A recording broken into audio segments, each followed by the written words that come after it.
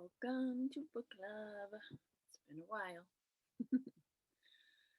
Oh man, life's been crazy for me the last few weeks, y'all. I've been a little distant.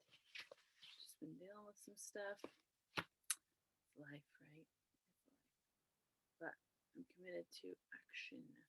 Daily action. Small daily action is what moves the needle. So I'm starting with book club because that always makes me feel better, and that's what I need. Okay, so we already did our first 20-minute session. So now we're going to do the next one, and we're starting on page 18. It's like a third of the page down where it starts with the terrible truth. So I'm going to start our timer for 20 minutes. Let me get that. Okay. The terrible truth is that all roads to achievement lead through the land of failure. It has stood firmly between every human being who had a dream and the realization of that dream. The good news is that anyone can make it through failure. That's why author Rob Parsons maintains that tomorrow belongs to the failures. Too many people believe that the process is supposed to be easy. The prolific American inventor Thomas Edison observed that attitude among people, and this is how he responded to it. Failure is really a matter of conceit. People don't work hard because, in their conceit, they imagine they'll succeed without ever making an effort. Most people believe that they'll wake up someday and find themselves rich.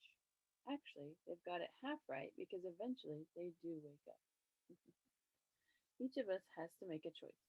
Are we going to sleep life away, avoiding failure at all costs, or are we going to wake up and realize this?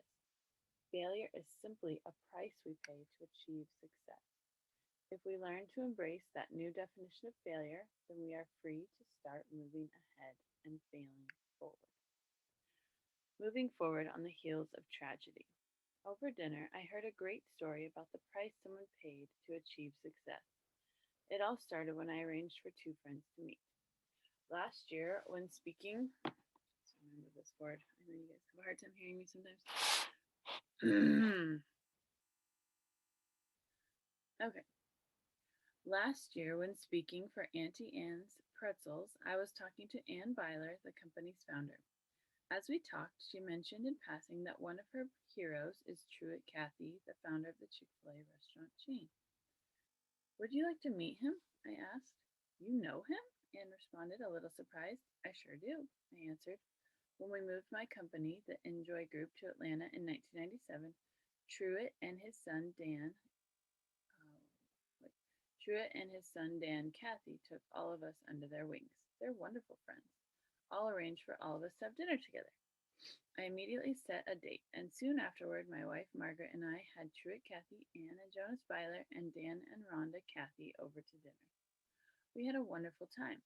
I was amazed at as Anne and Dan, who is the president of Chick fil A International, openly exchanged trade information about their businesses. I was pleased because I could tell they were enjoying a good connection. But the highlight of the evening for me was hearing Truett Cathy tell the story of his start in the restaurant business and how that led to the founding of Chick fil A. I'm so excited. I love Chick fil A, and I seriously love all they stand for, so I'm excited to read this. How it all began.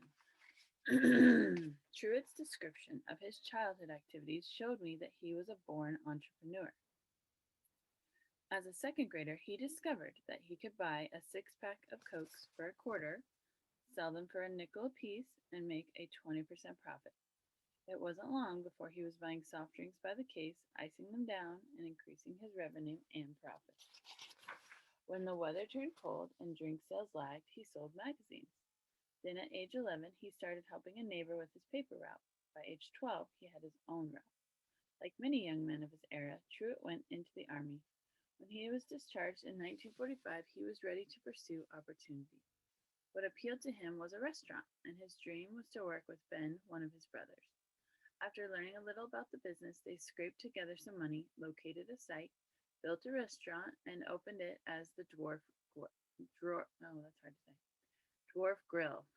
It's like a Later, the Dwarf House in Hapeville, Georgia, on the south side of Atlanta. It was open 24 hours, 6 days a week, and though it required an incredible amount of work, it was profitable from the first week.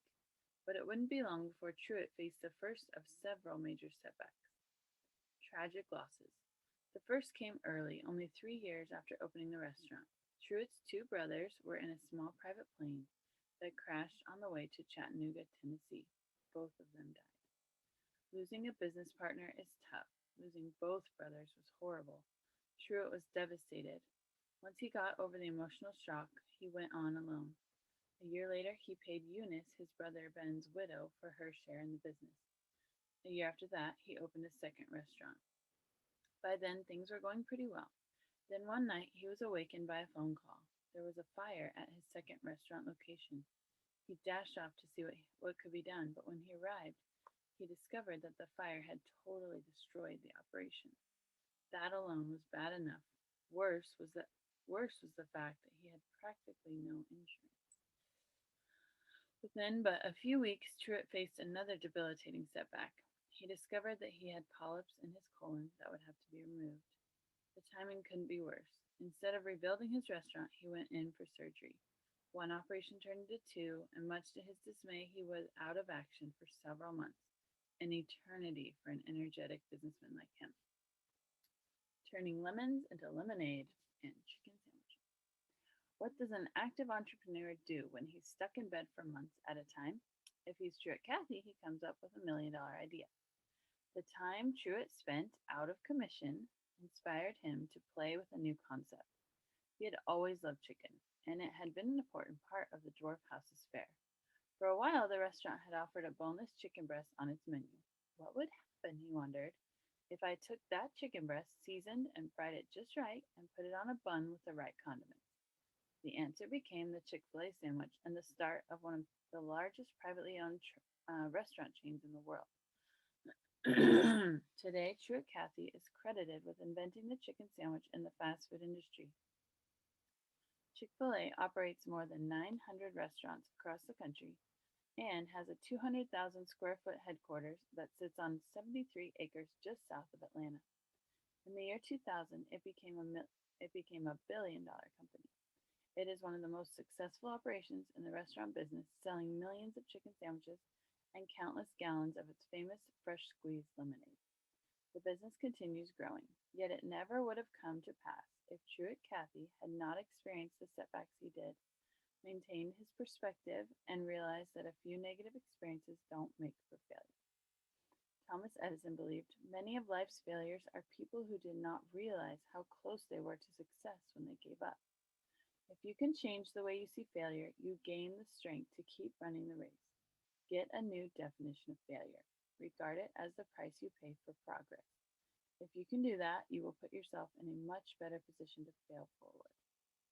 I'm actually experiencing this right now. And so it's just like, so I know some of you know, but my husband doesn't have a job right now. So he worked for United Healthcare for 12 years, and then he got sought out by a startup company that had been around for a little while, so we felt good about it. We prayed, like we felt like it was right. And the pandemic hit, and things with this company kind of just started to spiral. And he was trying to help them, like that's what they brought him in for, is like trying to help them, fill in the gaps, make them the most money and all that stuff. And and so, anyways, in January of this year, he had an aneurysm, and it was because of the stress of this job. And the day that he had the aneurysm, his boss was like, "Oh, I'm so sorry that you had an aneurysm. Can you do this today?" And he's like, "No, I just had an aneurysm." But he did it anyways. I don't know why, but he did it anyways, and he couldn't even think straight. And I'm like, the boss asked you to work on the day of the aneurysm. There's something wrong there, Anyways, so that was the first red flag, and things kept happening. And anyways, he stayed on 4 months, and finally, like we've been praying the whole time, like should he quit his job? And so he did. In March, he he stayed on a few extra weeks, so it was really like the first week of April that he was done. And so since then, he hasn't had a job. And we've had so many miracles along the way, like crying. But so Heavenly Father's totally provided for us this whole time through like different means, but obviously my Plexus business helps, but it doesn't pay the bills that we paid before.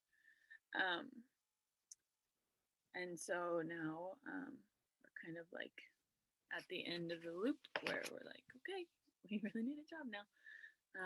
And I know this is straight from book club, but I just feel like I need to share this.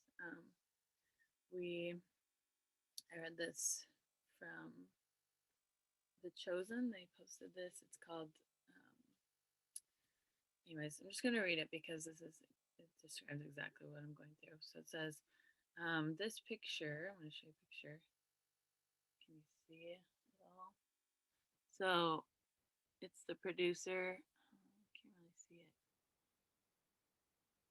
I don't know. Anyways, you can kind of see it's the producer and I think the writer of, there's two people in this pretend Sea of Galilee from The Chosen. And this is what they said. This picture was taken by Shahar Azar, who plays Simon Peter.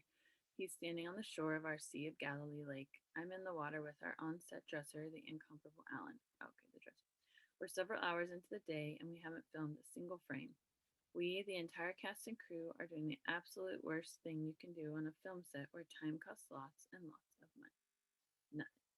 We can't film because there's too much fog. It doesn't match what we filmed the day before, and we can't see 20 yards out. What's worse? The radar is telling us this isn't going away today. There's nothing I can do, which is very hard for me. I've done my part, and now it's out of my control, and I simply have to wait. A picture can say 1,000 words. In this case, to me, this picture says 3 words: Red Sea moment. In Exodus 14, the Israelites are escaping from the Egyptians, and Pharaoh's army is chasing them. Moses and the Israelites get stuck at the edge of the Red Sea, and there's no escape. You know what happens next: a miracle. God parts the sea, the Israelites pass through, and then God returns it to normal as the Egyptians are in it and they all drown. God told Moses he did it to show he is the Lord. My wife Amanda has used this phrase for The Chosen a few times. When we're up against it to the point where we're powerless and can't do anything, she calls it a Red Sea moment. She's told me, God's just getting you to the edge of the Red Sea, so when the waters part, you know it's Him. It's happened over and over, and yet I still struggle to be content in that moment before the waters part. In this case, it happened at the last possible second. With 4 hours left in the day, way too late for us to get all the scenes in before the sun went down, and the radar saying the fog wasn't lifting, we called it.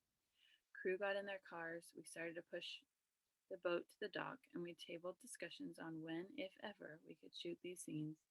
And then, as crew members still on the shore described it, a gust of wind came and cleared the fog in less than 5 minutes.